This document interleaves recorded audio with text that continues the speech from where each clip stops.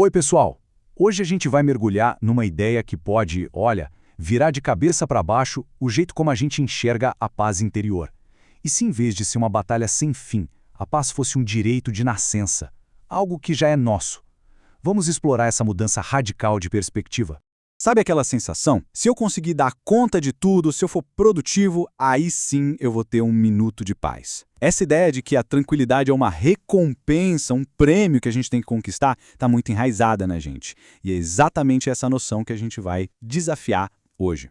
Então, vamos olhar mais de perto para essa tal de luta pela paz. Quando a gente trata a tranquilidade como uma meta, a vida vira uma espécie de avaliação de desempenho sem fim, sabe? A gente está sempre tentando provar que é bom o suficiente para se sentir em paz.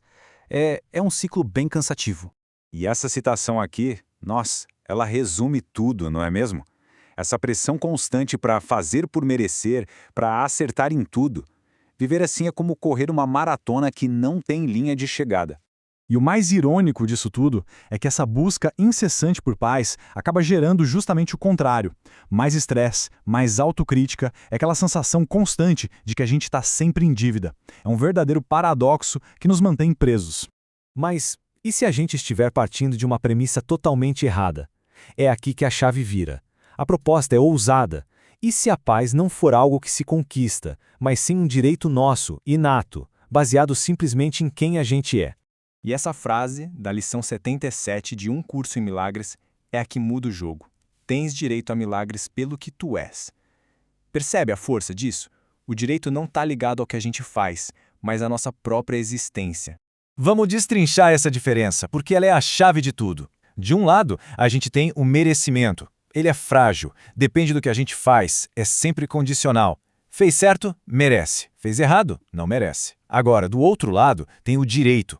Ele é garantido, é incondicional, ele já faz parte da nossa identidade. A gente sai de uma lógica de troca e vai para uma de simples reconhecimento. E essa ideia de direito leva a gente para o conceito de milagre dentro desse contexto. Mas calma lá, antes que se pense em algo sobrenatural, a proposta aqui é muito mais interna, muito mais prática. O pulo do gato nessa definição é que ela tira o foco do mundo externo. O milagre não é um evento que acontece lá fora. É uma mudança de lente aqui dentro. É como um ajuste fino na nossa percepção que simplesmente dissolve o medo e deixa a paz, que já estava ali, aparecer. Isso só reforça a ideia, sabe? A paz não vem de rituais ou de um esforço gigantesco. Ela simplesmente emerge quando a gente aceita uma verdade interna que já existe, não importa o que a gente faça do lado de fora. Ok, tudo isso parece muito bom na teoria, mas como é que isso funciona na prática, no meio do caos do dia a dia?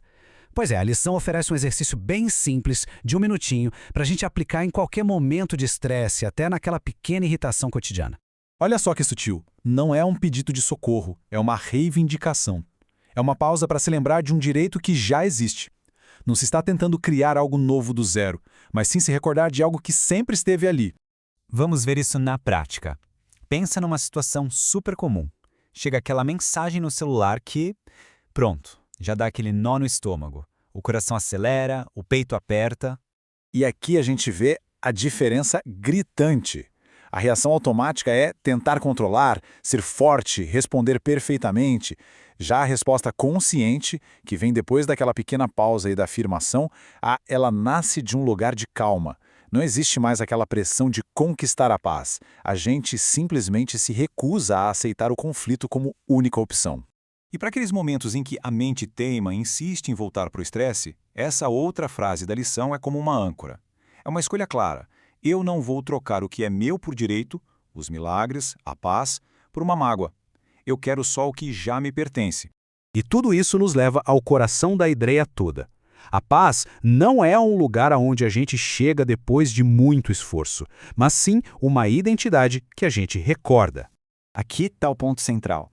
A luta toda acontece no nível desse personagem que a gente monta para sobreviver no mundo, sabe? Mas a paz de verdade, ela reside na nossa identidade real, que está ali, por baixo de toda essa construção. E essa mudança de percepção não é um evento único, grandioso. Ela acontece um momento de cada vez. Uma escolha consciente de cada vez. É, no fundo, uma prática de se lembrar e não de alcançar. E a gente termina com essa reflexão no ar. E se toda essa busca frenética pela paz for, na verdade, desnecessária? E se a verdadeira tarefa for apenas remover as barreiras que nos impedem de enxergar uma paz que já está aqui, só esperando para ser reconhecida como um direito nosso?